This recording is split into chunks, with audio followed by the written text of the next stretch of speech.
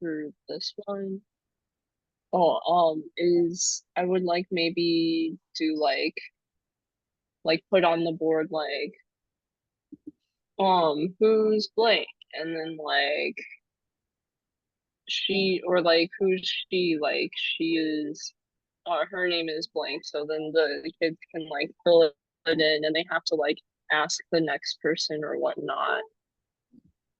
Right, so they're using real like sentence starters, but using real situations with each other. Okay. So yeah, they can switch out names, characters, and classmates. So when they're doing a role play, they can change some of the things to make it a little more interesting. All right. Any other ideas? Okay. Now I want to do a short demonstration of how I might teach this. And of course, I don't usually teach elementary school over Zoom. So you might have to use your imagination a little bit. But I'll do my best to adapt it. And it would be great if you could turn your cameras on for at least this part, so that I can pick on you. And then sometimes I might ask you to turn your microphones on as well. But even if I'm not asking you to turn on your microphone, if I'm asking for the whole class to say something, try to say along, pretend like you're in the class with me, so that I can play along. All right. Okay. So this is before we have seen the dialogue at all. I might start with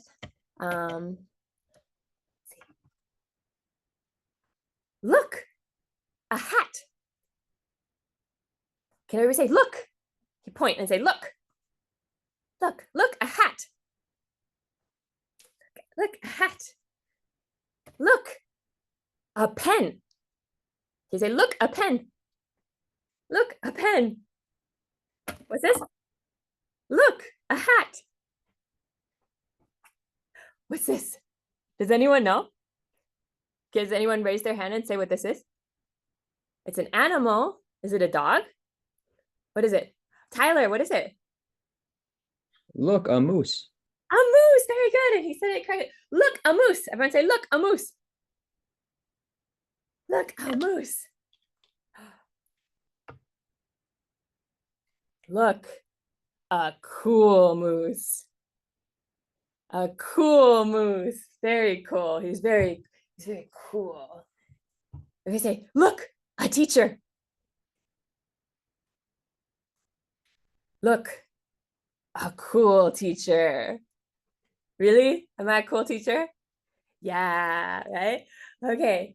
Who's he? Let's see. Elizabeth, who's he? Do you know? Look, a moose. Look, a moose. Very good. He's a moose. His name is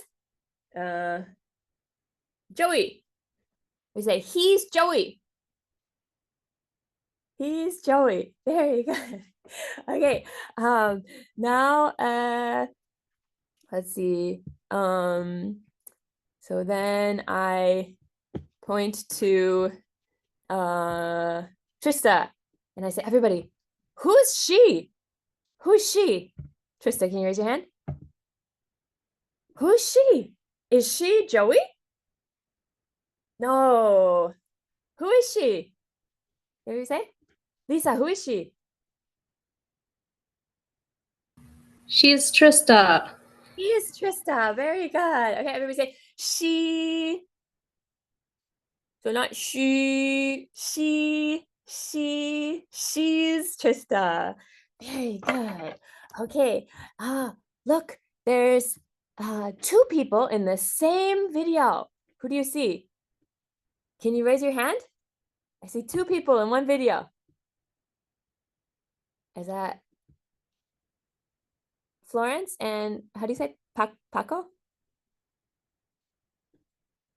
Okay, who are they? Can you raise your hand? Your virtual hand, Florence and Paco? Okay, or your real hands out. Who are they? They're, let's see. Who knows? Maeve, do you know? Who are they? Bear, Florence, and Pico. Very good. Excellent. Everybody say there, Florence and Pico. Okay. Now, what is this? Look. Moose. Look, a moose. Oh no! Oh no! Are you okay? It's okay. I'm sorry. It's okay. I dropped him. Poor Joey. Okay. What's this? Look. A pen. Oh, oh no! Everyone say, oh no! Oh no! I'm sorry. It's okay. Okay. Now, let's see. Two people who are together. I only see video of Florence together, Florence and Paca. Florence, can you accidentally run into your friend? Oh. And everybody said, oh no! Wait, did you run into I can't see. Oh no! Okay, so what should she say? What should Florence say? Is she sorry?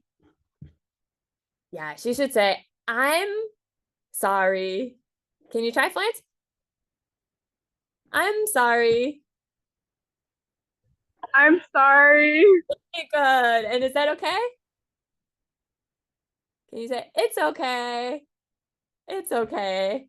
It's okay. Okay. All right. Now, open your books and we're going to look at this page of the dialogue. And who do you see?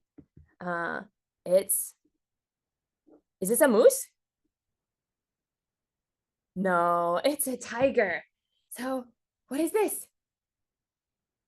Moose. Look, it's a moose. Ready? Say, look, it's a moose. Haha, it's just me. It's me. It's not a moose. It's me. So the tiger is really Tony. He's inside the tiger. How do they feel? Are they happy? Are they happy? So I'm pointing at number 1. I don't think you can see my cursor, but are they happy? No. Are they angry? No. Are they sad? No. Who knows what they are? Does anyone know? They're, yeah, Elizabeth? You want to try? What are they? They're scared.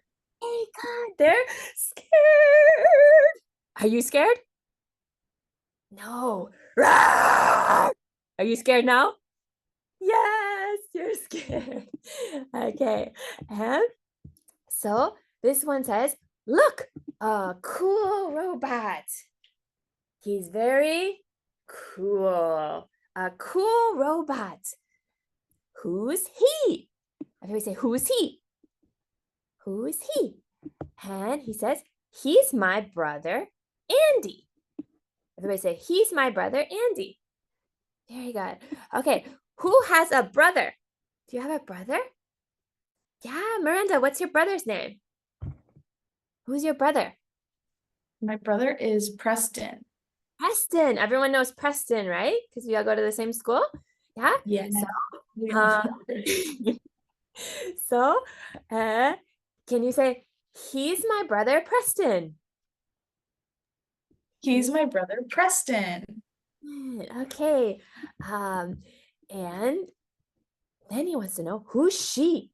Who's she? We say, who's she? Who's she? She's Tina. She's Tina. Why do we say he here and she here? Does anyone know? Yeah, Elizabeth? Tina is a girl. Andy is a boy. Yeah, Tina is a girl, so we say she. So who's a girl? Can you raise your hand if you're a girl? And we'll say she. And if you're a boy, we say he. All right, who's she? And look at these two girls. Do they look the same or similar? A little bit, right? So they are sisters and they are twins. What do you think a twin is? Any ideas? Does anyone know a twin? What's a twin? Robbie has a twin, right? Yeah, everybody knows Robbie's twin. What's your twin's name, Robbie? His name is William. His name is William, right? So they're William and Robbie. They're twins. Oh, I see. Okay, and then he says, cool, cool, good. Who's she? She's my sister. All right. But what is he doing? Is he flying through the air? Is he doing something dangerous? Yeah, he's flying and hits this girl. So he said, this one says, oh no. Everybody say, oh no. When can we say, oh no? You can answer in Chinese if you need to. When do we say, oh no? When something bad happens, what can we say? Yeah, Elizabeth, what's something bad that happened? We can say, oh no. 撞到别人 Yeah, if we run into someone, we can say, oh no. What else? When do you say, oh no? What if you, yeah, Elizabeth? 考试考得不好 All right, if we get a bad grade, then we might say, oh no. Or if our tummy hurts, we might say, oh no. Or if we hit someone, we can say, oh no. And so we say, I'm sorry. And she said, it's okay. It's okay. Okay, so now, this is his brother, Andy. Who do you think this is? Who do you think this boy is? That's right, he's teacher Megan's brother. He's my brother. He's my brother, Johnny. He's my brother. And now, okay, I want you to think of the answer. I'm going to ask a question. Think of the answer. And when you know, raise your hand. Okay, ready? Who is she? Yeah, all right. Maya, who is she?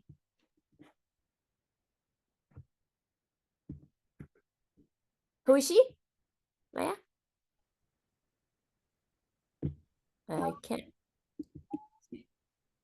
I can't hear you, but I can mouth you. She's Elsa. Yeah, Trista, can you help her? Sign language. Trista, can you try? She's Elsa. Elsa, very good. Okay, let's try again. Ready? Who's he? Raise your hand if you know. Maeve, who's he? Luffy. Yeah, he is Luffy. Okay. He is Luffy. Let's all ask her together. Can we ask the question? Who's Maeve? Who's he? Who is he? Okay. He's Luffy. Okay, and then this one is gonna be lots of people. Who are they? Who knows? Let's see. Table 2. Miranda. Who's they? They are the Avengers. Very good. Can everyone say it together? They? They are the Avengers. Good. All right, so you can say they are or they're the Avengers. And I might write that on the board. They are the Avengers. They're the Avengers. All right, and what about these? They're, what are they? They're twins. They're twins. Maybe we don't know their names, but they're twins. Okay, so now we're going to go back to the reading and open your book so you can follow along. I'm going to say a sentence and I want you to point. point to the sentence. Who's she? Can you find it? Very good. Can you find it? Who's she? Very good. Now walk around and see if you're pointing. Haha, it's me. Okay, so now show me on your fingers the number. So if I say a tiger, show me one. Oh, I see. Oh, I see.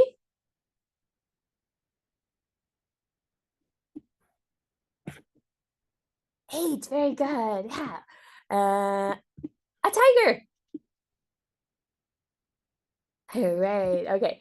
Now I say a sentence and I will say a sentence and I want you to say the next one.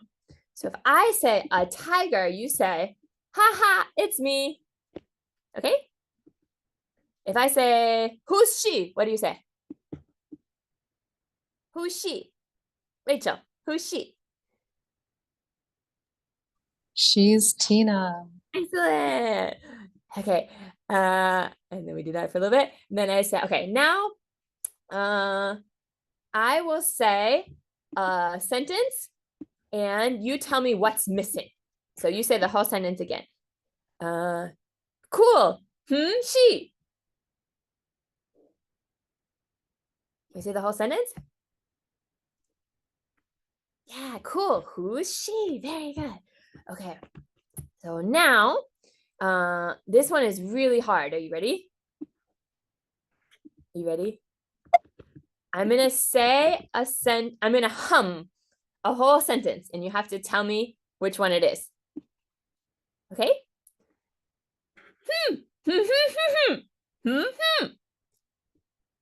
Which one is it? Do you know?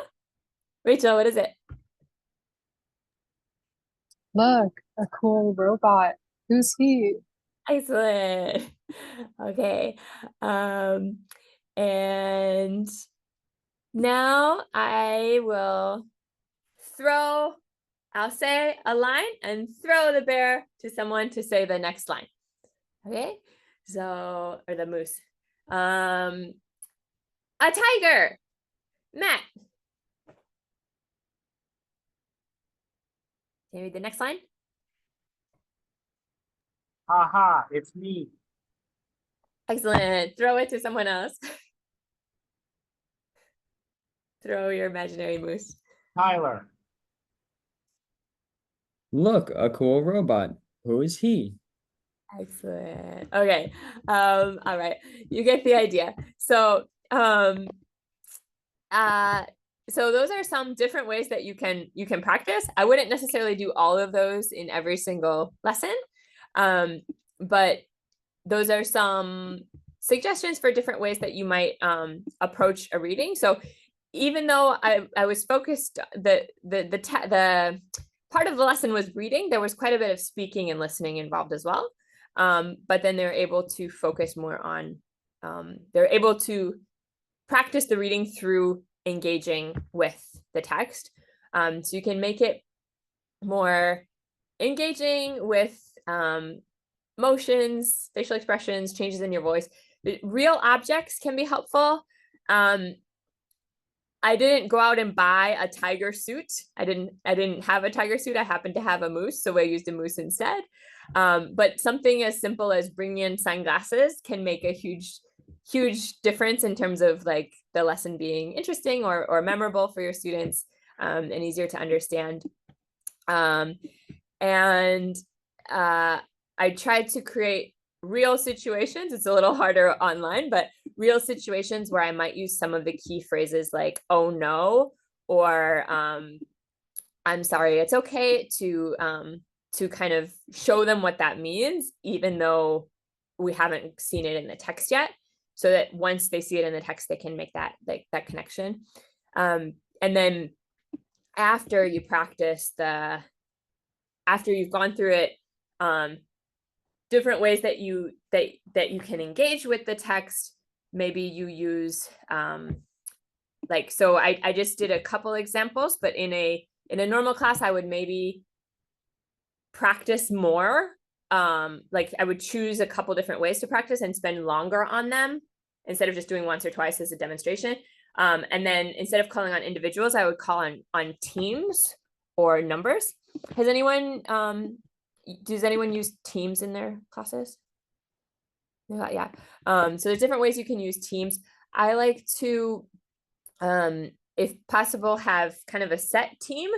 And either the teams are numbered or lettered, and then students on the team have a different number or letter. So there's team A, student 1, 2, 3, team B, student 1, 2, 3, 4, or team 1, student A, B, C, D, so that I can call on team 1, or I can call on student A, which would be a student from each team at the same time. So that's great for competitions, or just in general, like engaging with the class and having them answer you, so that, you know, somebody's going to answer you. And it doesn't put anyone specifically on the spot, but you can still hear everybody. So if there's only 4 people on the team, or if you're calling on one person from each team, you can still hear what they're saying. So you can kind of hold them accountable, and you could see that this student wasn't answering, or this student needs to work on pronunciation of certain things. But they're not put on the spot of being the only one who's answering. But at the same time, it's not the whole class, so they're not held accountable. So you can call in a team. You can have them say what's next, or who said that. The humming game, so you can hum a line. This one's harder. Some students are really good at it, and some are not, and it's not usually necessarily the same students who are good at a lot of other things in English. I wouldn't put it on a test, so to hum a line, the intonation of a line, and see if they can figure out what it is. But it's an interesting challenge for a lot of students, and it's a fun way to keep them a little bit more engaged. So don't forget you can also include some passive things, so it's not just having them say the line out loud.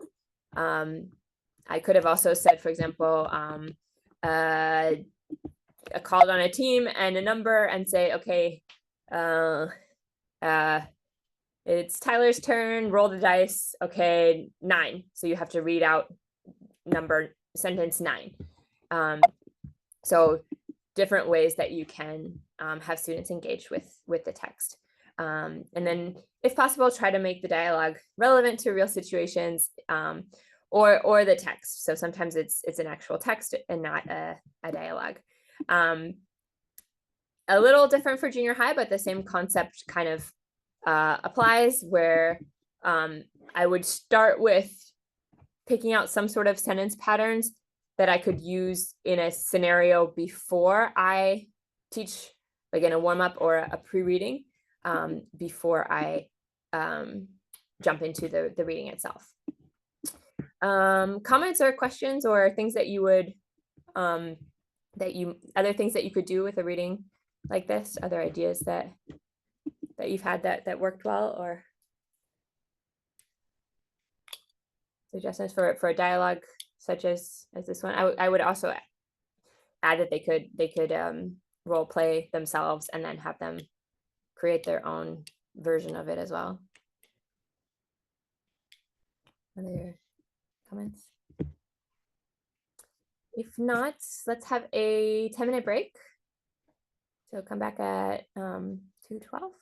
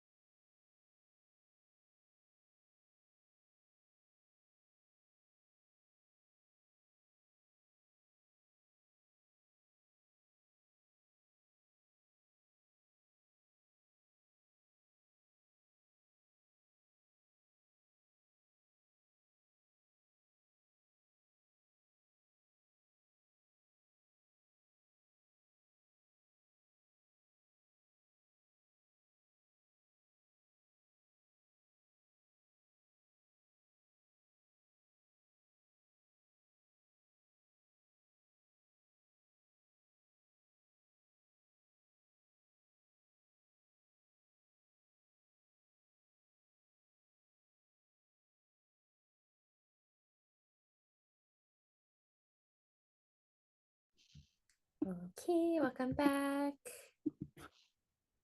So we've got one more, less than an hour today. I know it's a long time to sit in a Zoom meeting, but thank you for your participation and ideas as well. Okay, so our second challenge that also a lot of you mentioned is the lack of interest or lack of motivation.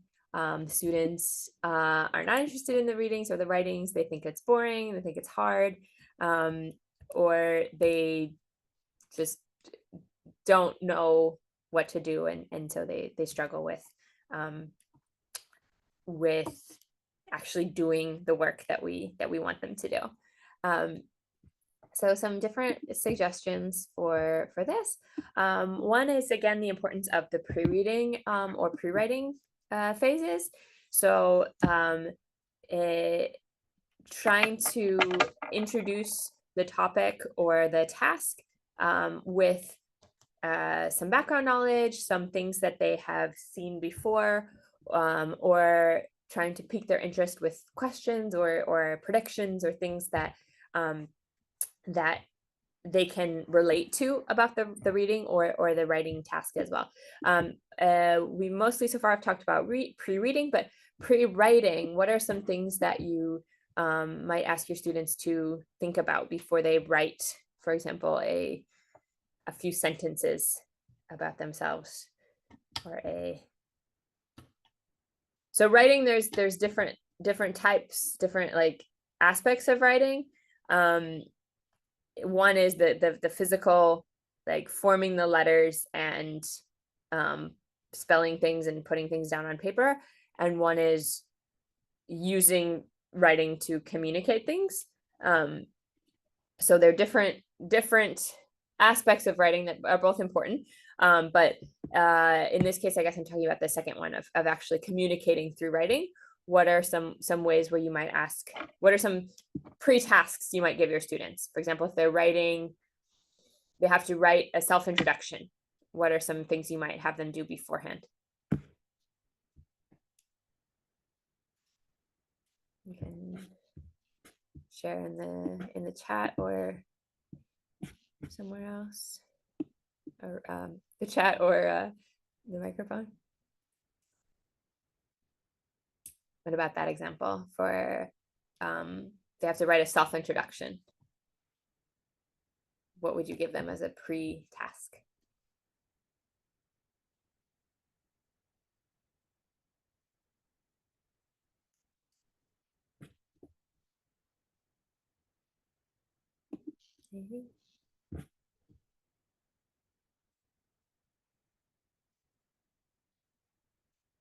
Okay, so if you're so if you're writing about yourself, you might want to include your favorites, your likes, your dislikes, your hobbies, things about yourself that they might not that they can include in a self-introduction. Great.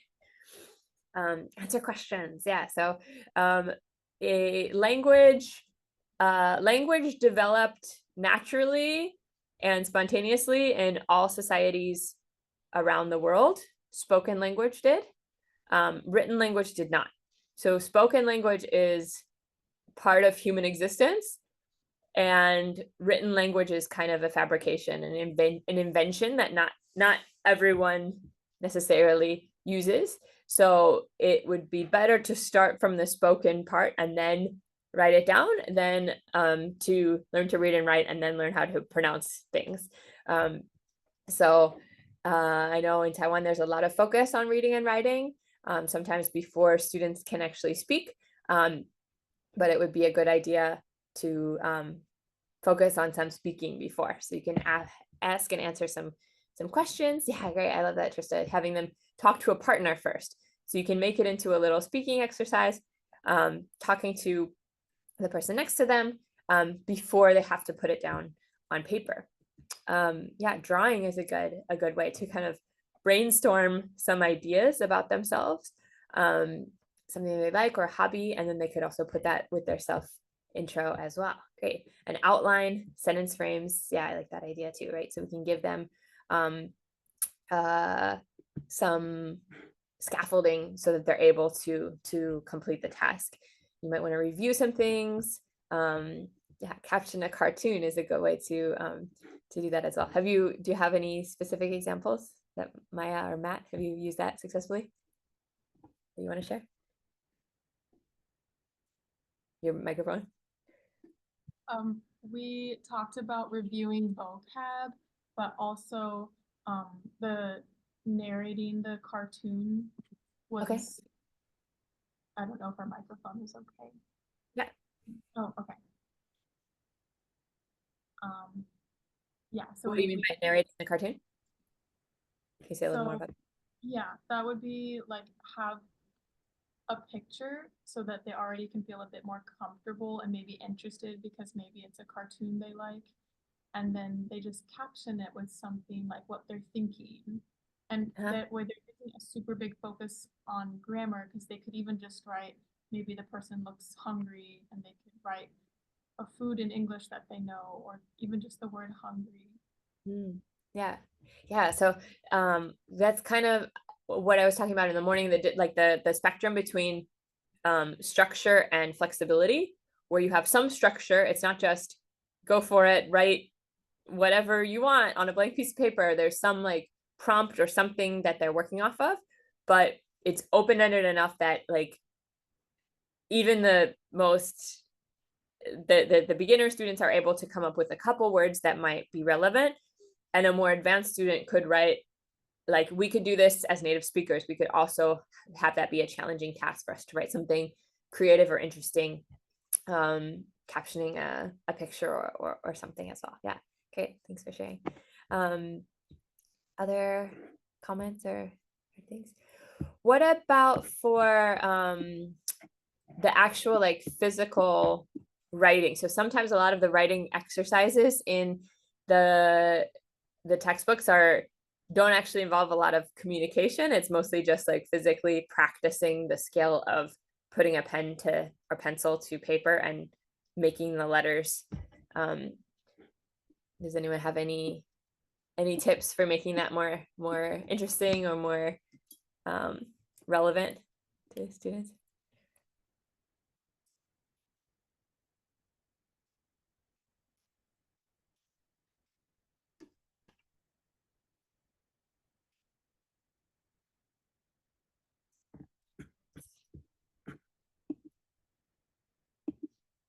That can sometimes be an area where you might include some competition, but also teacher wait time, where you allow them the time to actually form the letters and make sure that they have it correct, and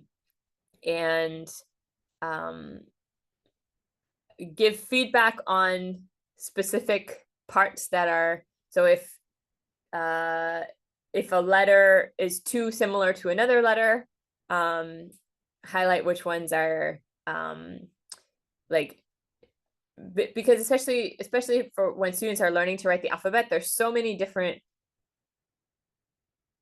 much variation between all of the different A's in the world, right? And so they need to know what to pay attention to in terms of what is a good A and what is a bad A, and what is acceptable and what is not, and can this be this long or that long,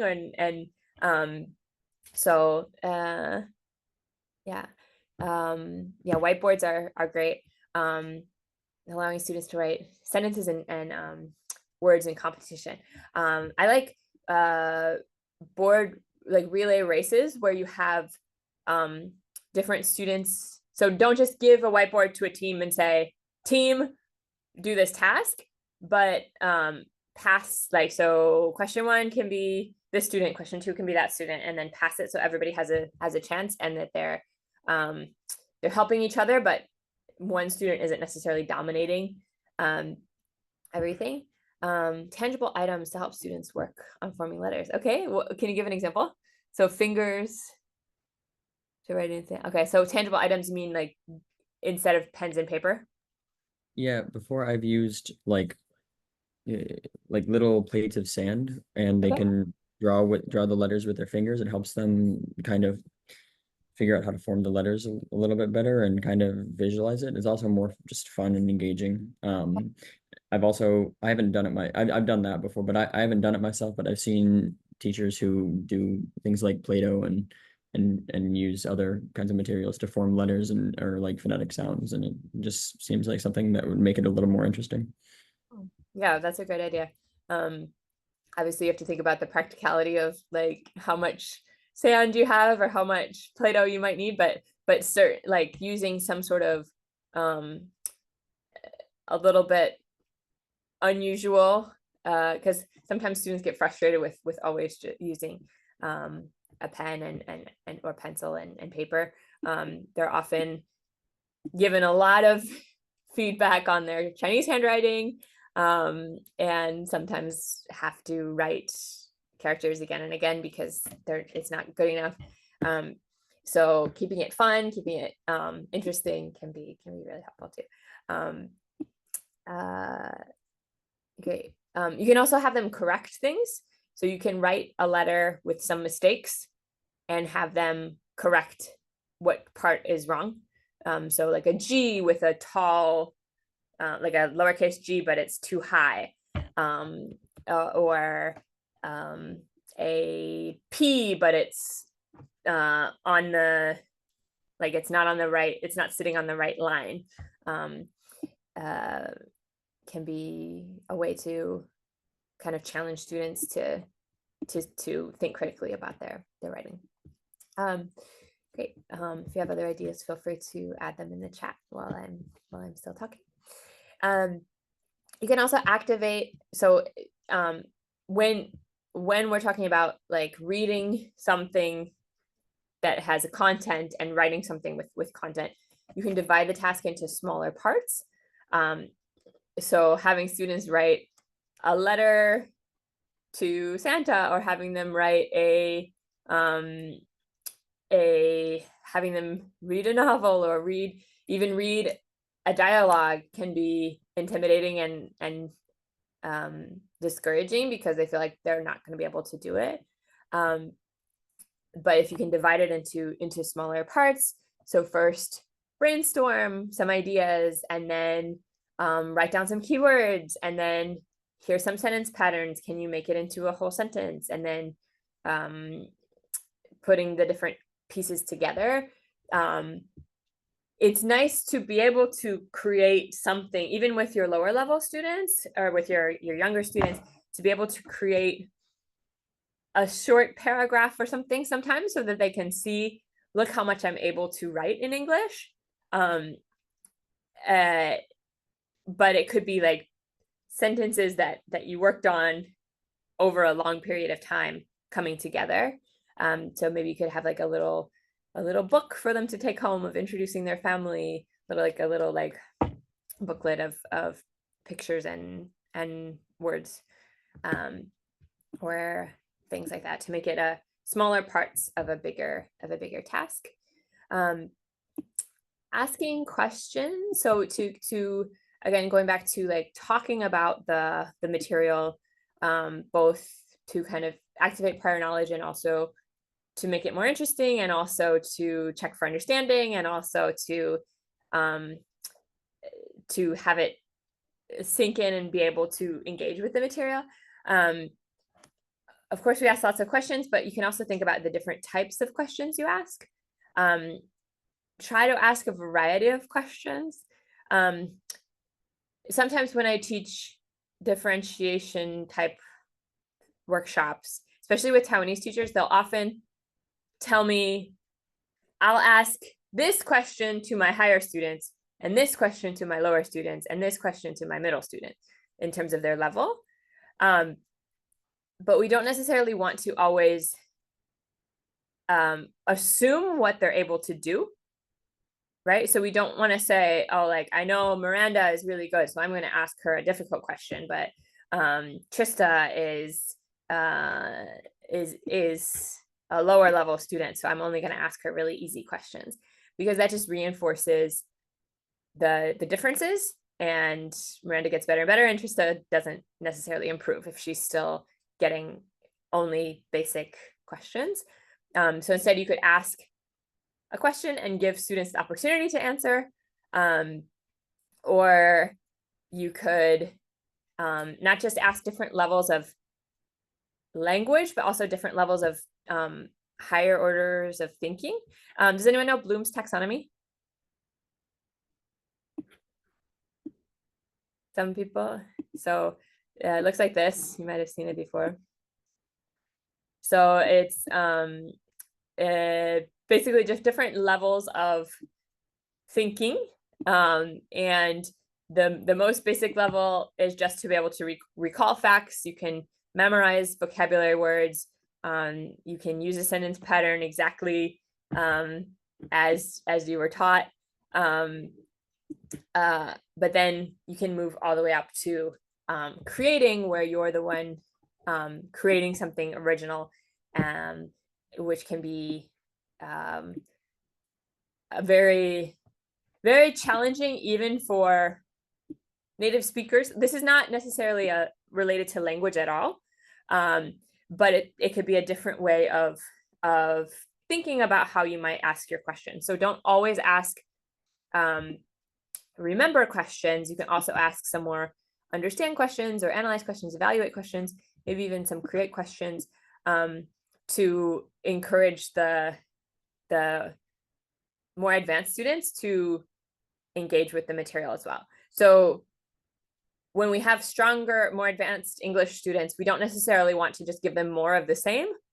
And we don't want them to necessarily have more work, but they want to go deeper. So you can also use this taxonomy as a way of thinking about how you might phrase some of your questions or some of your tasks. So that could be both in terms of like comprehension questions for the reading, or writing tasks for students during a lesson.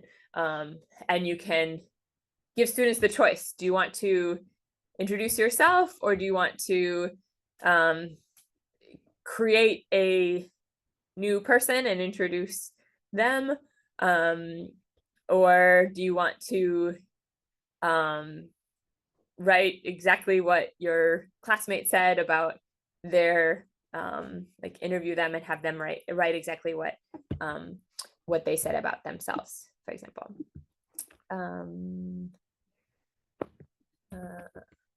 And then yeah, try to find ways to make it relevant to their lives. I know this is sometimes easier said than done, especially with some of the topics that they give you in junior high. But you can try to be creative and see if they can relate it somehow to their lives. Also give them a chance to be creative and humorous. So even from the beginning, lower level students can use English to make people laugh, and that can be really motivating for them. So here are some examples of some of my own students' humor. This was a third grader, and the unit was professions and job locations. And I am, he is, I am not, he is not. And so she was expected to say something like, I am not a doctor, I don't work in a hospital. But instead she said, I am not a hospital, which was using a sentence pattern and a vocabulary word from the unit. And it was a perfectly grammatical sentence, and it's actually true that she is not a hospital. It's not the funniest thing anyone has ever said, but she was trying to be funny, and she succeeded in making her students, her classmates, and also me laugh, because she could be a little bit creative, and she knew she was saying something a little bit silly. So that's an example. This one was, I think, a 12-year-old, and the task was to write a sentence about something that someone does a certain number of times a week. You might have different rules in your classes about whether you accept things like mention of poop, but this student was very excited to share this sentence with me, and was very motivated to write it. I think he first forgot the S, And I reminded him he needed to add the S for Joey because Joey is third person. So when they want to share something that's a little bit funny to them or to their classmates, then they're going to be a lot more motivated to actually say it correctly and to write it. This is an example of a postcard one of my students wrote.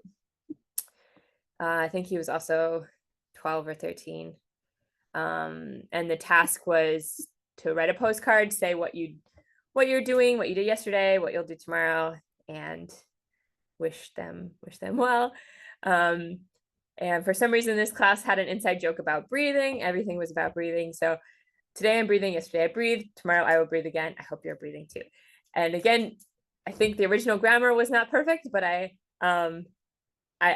made him correct the grammar to make sure that it was right, but I allowed him this. He knew he was being silly, and he was very proud of himself for being allowed to do this. So little things like that can make a big difference in motivating your students to actually write things. And here's another simple example. So this is a student, instead of writing a self-description that's true, I allowed them to write a self-description of something, anything that they wanted. It doesn't have to be true. And this student invented some unusual things that other students thought were funny because it was not true and it was a little bit unusual. So allow your students the chance to be a little silly or funny or creative with the sentences that they create, even if it's basic sentence patterns. They're not going to be writing really in-depth jokes, but they can have a little bit of fun with even some basic English practice. Does anyone have any other examples of funny things their students have said or written? Intentionally funny?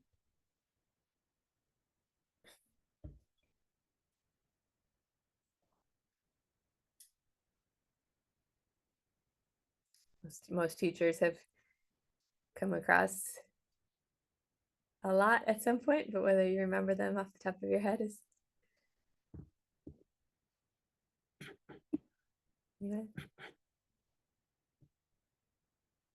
or if not, do you have any other examples of allowing students to be creative and giving them a chance to write some things that are a little bit surprising or unusual?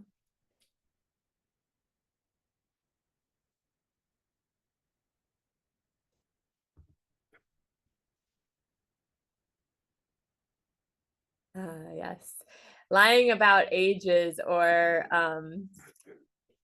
pretending you don't, guessing their age as well is really funny. Like if you say, oh, are you 2 years old? How old are you? Or you're 36? They often think that's really funny if you guess their age wrong, or if you accidentally call them by the wrong name. Yeah, so they can lie about their age. Let it be an apple, okay? Because they're tasty. That is a good reason. Yeah, it's often a good idea to ask students why, because they'll come up with sometimes surprising reasons of why. Right? The other, a cow. Oh,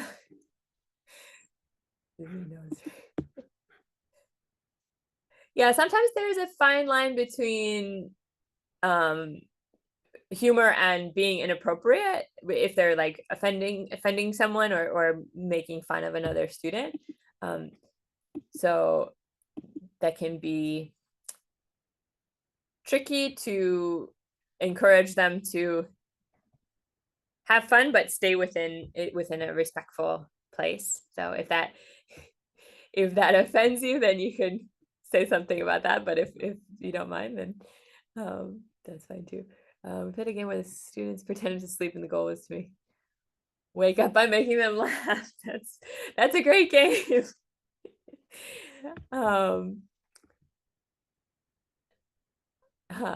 Teacher, your head is a toilet. Okay, yeah, I like that game to have to try to make each other laugh. They'll often come up with some strange inside jokes that are sometimes based on Chinese. And your LET might let you know that certain things are inappropriate, that don't make sense, but they're like translated from Chinese or something. But as long as everyone is enjoying it and being respectful, then the more they can use English, the better. Okay. Now, can we have another breakout session? We can use the same ones as before, or we can change. So this time, try to focus on this challenge, so the lack of interest. But if you have other ideas for some other challenges that might come up with reading and writing, you can also discuss those. So again, we're not brainstorming challenges here, we're brainstorming some possible solutions. So some things that have worked for you in the past, or that you might want to try, or that you heard about in another workshop, or anything else that you would want to share with the rest of us. So in your breakout rooms, discuss what can we do about this problem that students are sometimes not interested in our reading and writing. Again, can be vague generalities, or it could be like specific exercises or activities that you've done that work really well. Okay, so let's have 5 minutes again.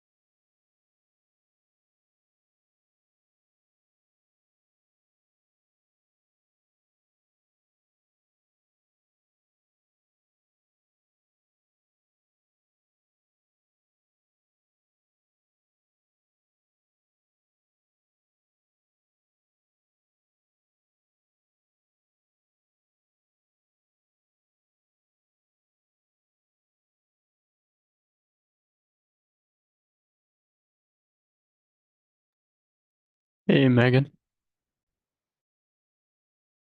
Your screen will still be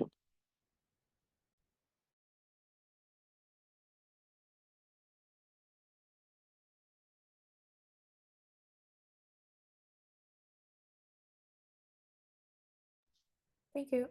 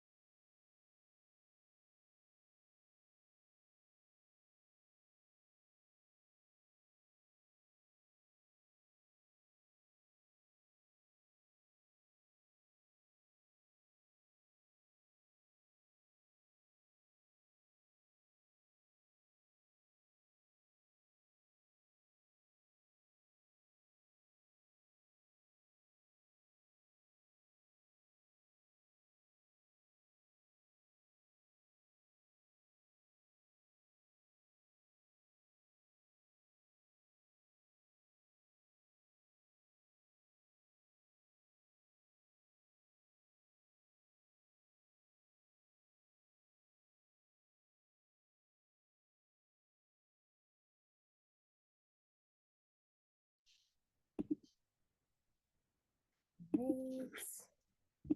Welcome back.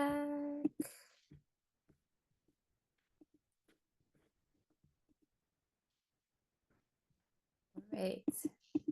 Great. So who can tell me something interesting that they talked about? Something maybe one of their breakout room members mentioned, or something that you shared in your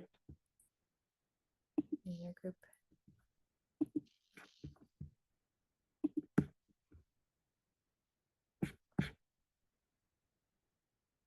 Do we have everybody back already or not? Okay. Looks like maybe. Okay. So remember to mute yourself again. I'm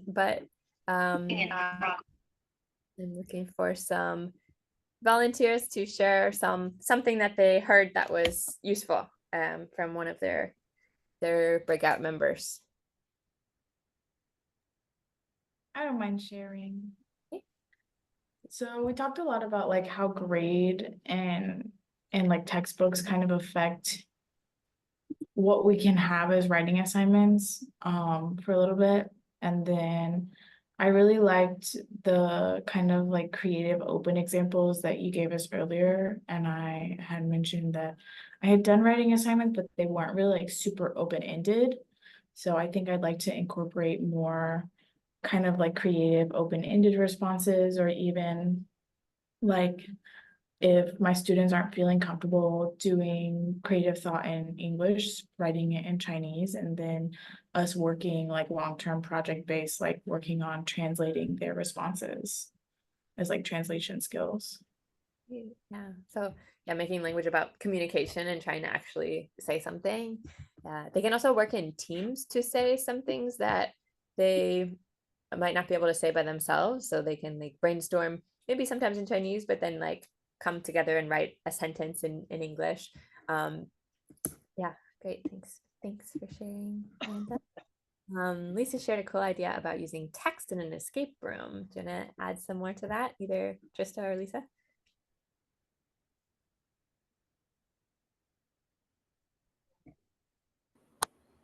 Sure. So actually, this is our advisor did a workshop on doing escape rooms. And so I think it's one way to do a variety of activities and just make it more motivating and fun. So in this particular escape room, there was a large text that incorporated a lot of their vocabs and instructors and things like that. And to get the answer for the code for the escape room, they had to read through and get certain information in that text. So I think just in general, like gamifying a text or turning it into some kind of mission that can really make it a lot more fun and interesting for students to do. Thanks for sharing. Yeah. Gamification and having a goal, having a mission can be a lot more motivating than getting a grade on a test, not making any mistakes, making sure that you get the right answer, for sure. Yeah. And that can also help teach them that you don't have to read every single word starting from the beginning to the end, but you can skim things, and you can focus on different ways of engaging with the text. Okay, thanks. What else did you come up with? Other great examples of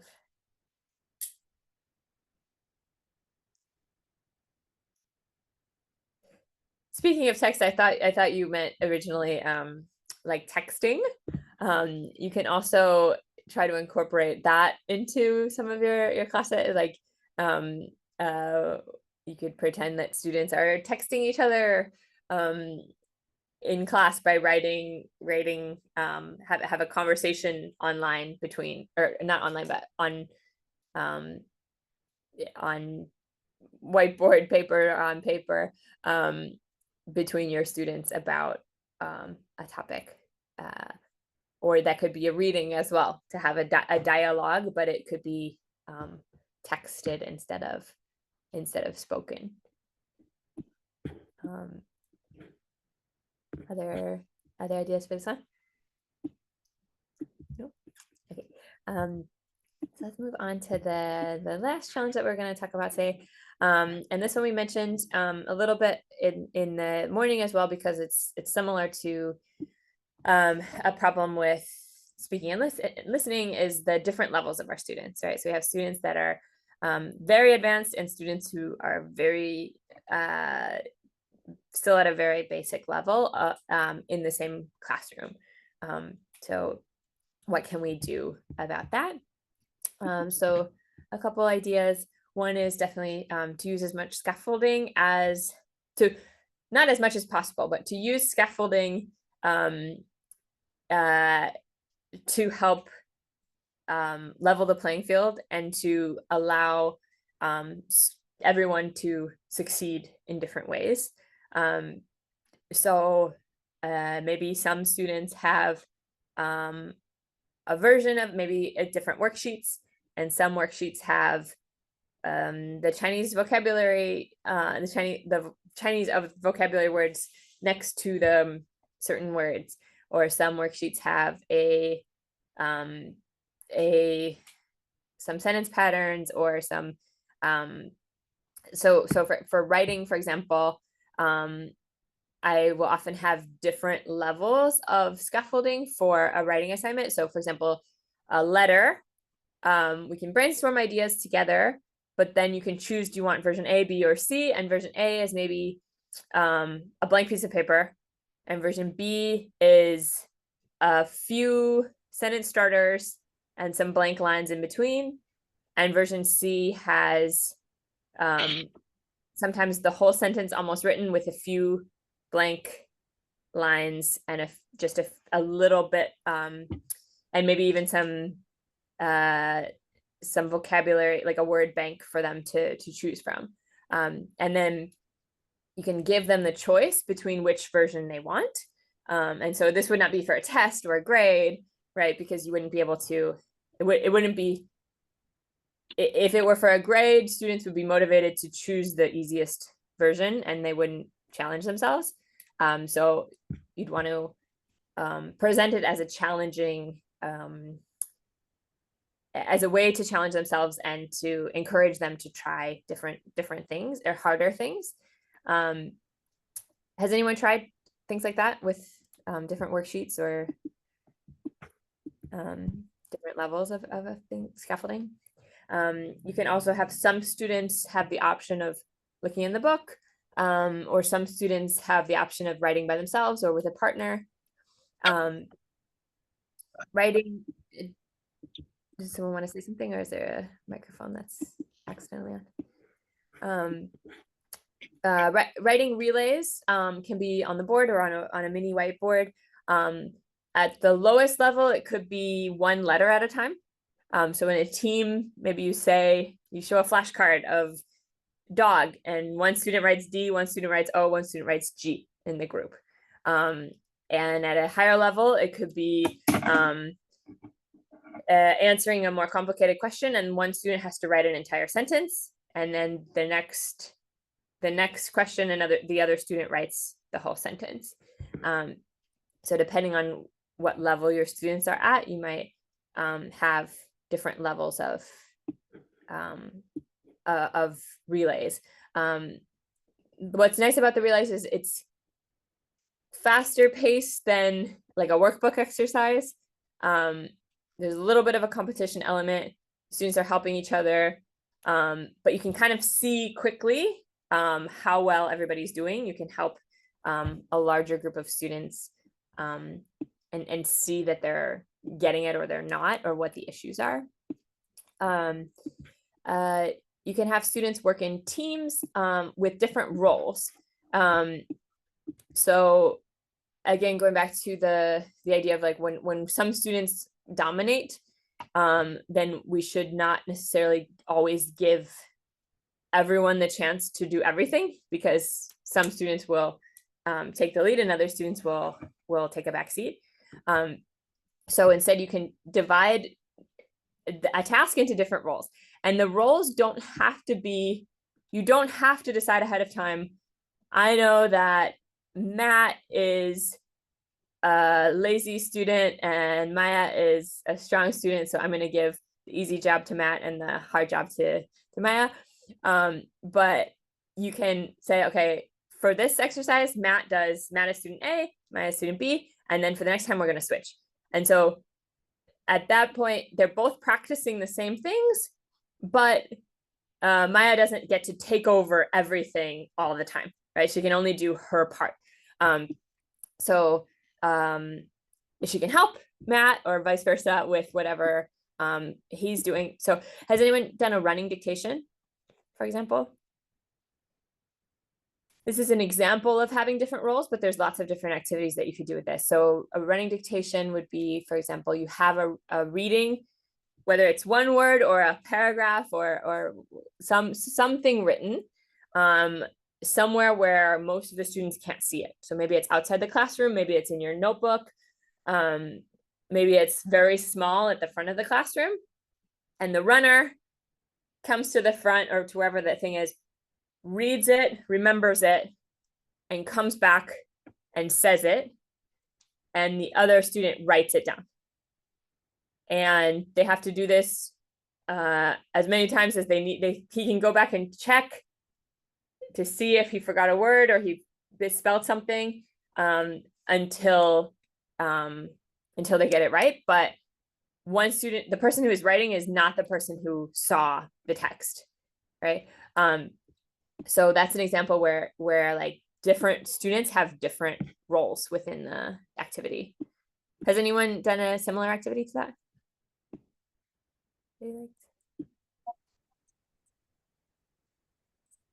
One of the activities was the practice both have like other people, for example, and we have 5 words that the team had to spell together.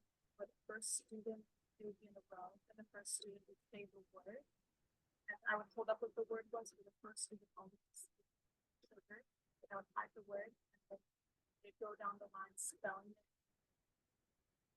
and then I would hold up the next row of words and wherever that's what the next word and then type it and so spell it.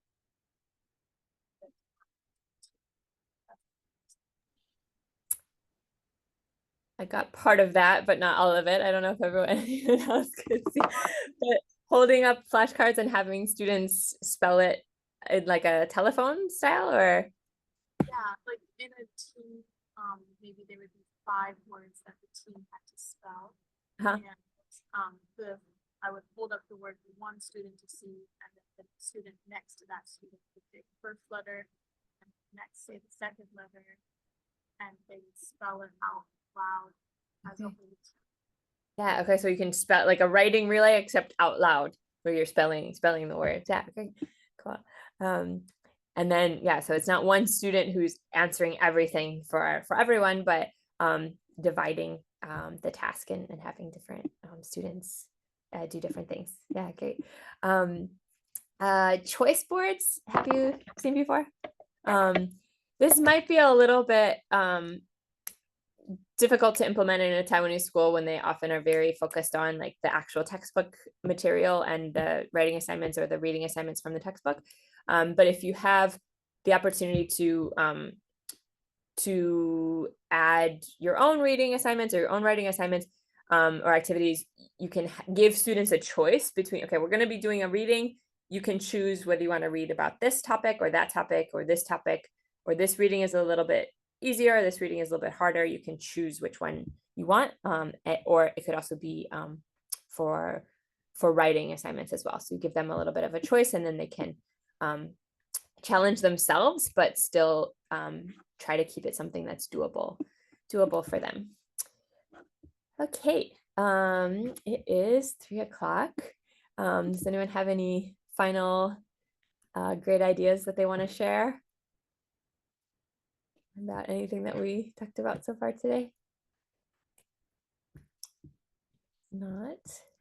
Thank you all for your participation and your ideas, and good luck on your new semester, new year, and I hope everything goes well. Bye. Do you have Thank anything to you. add? Thank you. Thank you, Hey, Megan. Thank you, Miss Gilmore. We will have the phonics that was partially mentioned in your presentation. That would be tomorrow, and then a bit of classroom management. Those are the two subjects. And yeah, thank you very much for the covering of the teaching, listening, speaking, and reading, writing. So, have a good day, everyone, and take care. Bye.